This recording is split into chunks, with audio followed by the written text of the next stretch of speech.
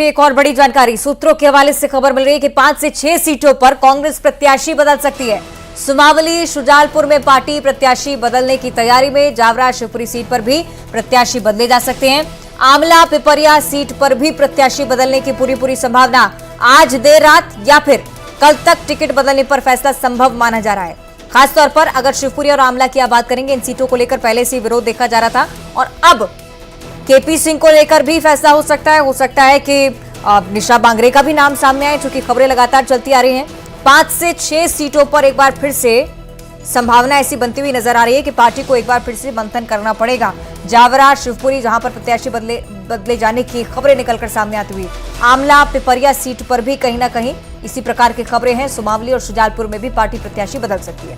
बीते दिनों आपने देखा टिकट वितरण की बात से ही कांग्रेस में विरोध भी लगातार हो रहा था। कई बार नेताओं को बनाना भी मुश्किल हो जाता है और हो सकता है कि इसी के चलते कांग्रेस की तरफ से ऐसा फैसला।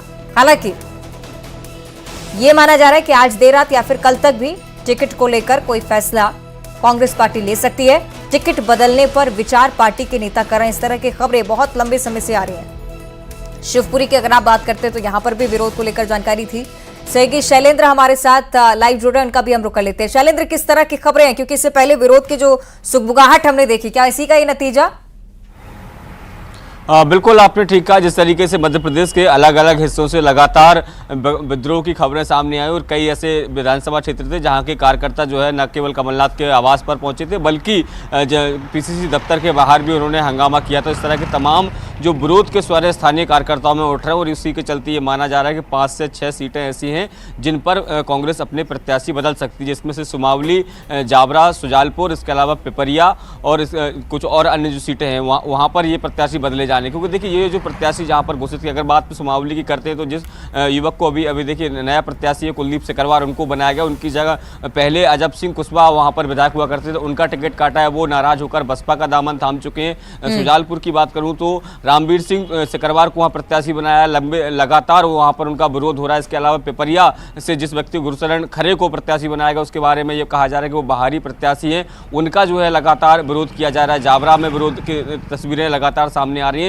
तो ये माना जा रहा है कि इन सीटों पर बदलाव की संभावनाएं हैं। क्योंकि देखिए अगर आमला सीट की बात करता हूं तो कल देर रात में ही आमला सीट पर प्रत्याशी घोषित किया, क्योंकि कांग्रेस ने 229 सीटों पर प्रत्याशी घोषित कर दिए थे, लेकिन आमला सीट को रोक कर रखा था। लेकिन जब निशा बांगरे का इस्तीफा कल तक जब मंजूर नहीं हुआ था तो कल देर रात आमला पर प्रत्याशी घोषित किया था, लेकिन आज निशा बांगरे का इस्तीफा भी मंजूर हो गया। तो माना जा रहा है कि आमला विधानसभा क्षेत्र में भी कांग्रेस अपना प्रत्याशी बदल सकती है। इस तरह की चर्चाएं जो है वो बेहद तेजी से चल रही है। हालांकि बताया ये भी जा रहा है कि जो स्थानीय नेता हैं उन्होंने शीर्ष नेतृत्व से बात भी कर ली और जल्द ही जो बदलाव होने हैं उस पर भी मोहर लग जाएगी। जी ठीक है, आमला को लेकर चर्चाएं चल रही थी। शिवपुरी में वीरेंद्र रघुवंशी का नाम भी कांग्रेस की तरफ से सामने आ रहा था। शैलेंद्र, एक और महत्वपूर्ण बात यह कि शुरुआत से कांग्रेस नाराजगी के चलते, बगावती सुरों के चलते कहीं ना कहीं बैकफुट पर नजर आते हुए ये क्रम अभी और आगे बढ़ सकता है, इस तरह की संभावनाएं।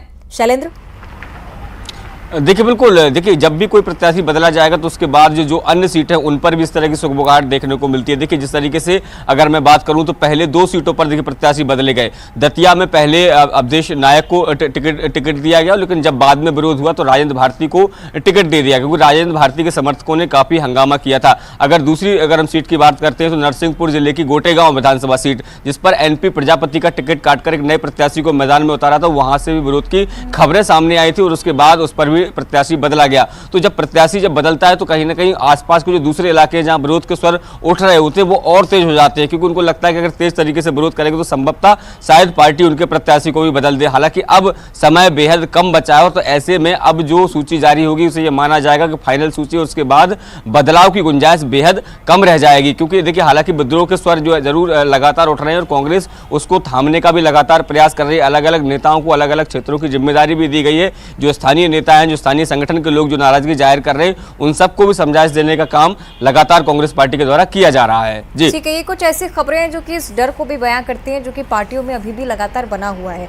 अगर दोनों ही पार्टियों से अपने अपने प्रत्याशी के खड़े होने के बाद कार्यकर्ताओं में नाराजगी होती है तो इस तरह की संभावना शैलेंद्र सबसे ज्यादा कि किसी तीसरी पार्टी को बल मिले।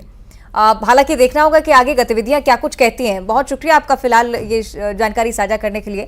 ये देखने वाली बात कि आगे कांग्रेस की तरफ से फैसला इस पर क्या कुछ लिया जाता है। बहरहाल बात विजयदशमी की एक बार फिर से